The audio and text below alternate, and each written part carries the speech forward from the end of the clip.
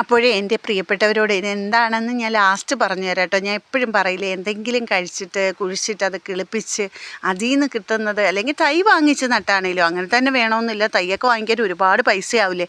അതുകൊണ്ട് ഞാൻ എന്തെങ്കിലും കഴിച്ചാൽ അതുകൊണ്ടേ കൊണ്ടുപോയി കുഴിച്ചിട്ട് അതിൻ്റെ തൈയാക്കി നട്ട് എനിക്ക് അങ്ങനെ ഞാൻ വന്ന വർഷം ഇവിടെ വന്നിട്ട് 10 വർഷമായി എന്ന് പറഞ്ഞില്ലേ, വന്ന വർഷം നട്ട് റംബൂട്ടാൻ്റെ തൈന്ന് എൻ്റെ മക്കൾ പറിച്ച് കഴിക്കുന്നുണ്ട് 2 വർഷമായിട്ട്. അതെന്തൊരു സന്തോഷമാണെന്നറിയോ.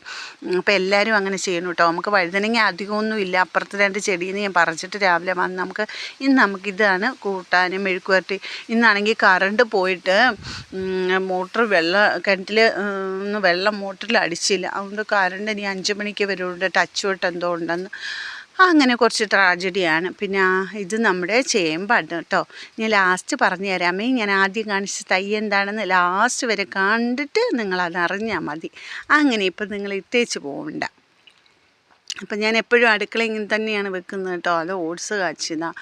പിന്നെ നമ്മുടെ വഴുതനങ്ങ അത് നമ്മൾ എന്നിട്ട് പറിക്കും. ഇപ്പോൾ ചെടി പോയി ഒരുപാട് ഞാൻ പറിച്ചായിരുന്നു.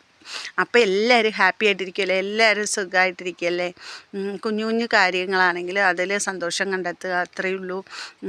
ഇത് നമ്മുടെ പറമ്പിലെ കാന്താരി.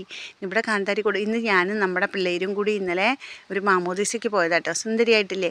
അപ്പോഴേ എന്താണെന്ന് പറയട്ടെ, ആദ്യം നമ്മൾ കണ്ട തയ്യെ ഞാനൊരു കൗതുകത്തിന് നമ്മുടെ ഈന്തപ്പഴം കഴിച്ചിട്ട് കുറേ കുരു കിട്ടും, ഒരു 5-6 കുരു ഇട്ടതിൽ നിന്ന് എനിക്ക് 2 തൈ കിട്ടിയതാണ്.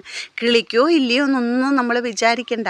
പക്ഷേ അതൊന്ന് കിളിച്ച് നട്ട് മുകളിലോട്ട് വരുന്നത് കാണുമ്പോൾ ഒരു സന്തോഷം ഉണ്ടല്ലോ. അങ്ങനെ ഞാൻ ഓറഞ്ച് കഴിച്ചിട്ട് ഇട്ടിട്ടുണ്ട്. അപ്പോൾ ലൈക്ക് ചെയ്യണേ, സബ്സ്ക്രൈബ് ചെയ്യണേ, ഇഷ്ടപ്പെടുകയാണെങ്കിൽ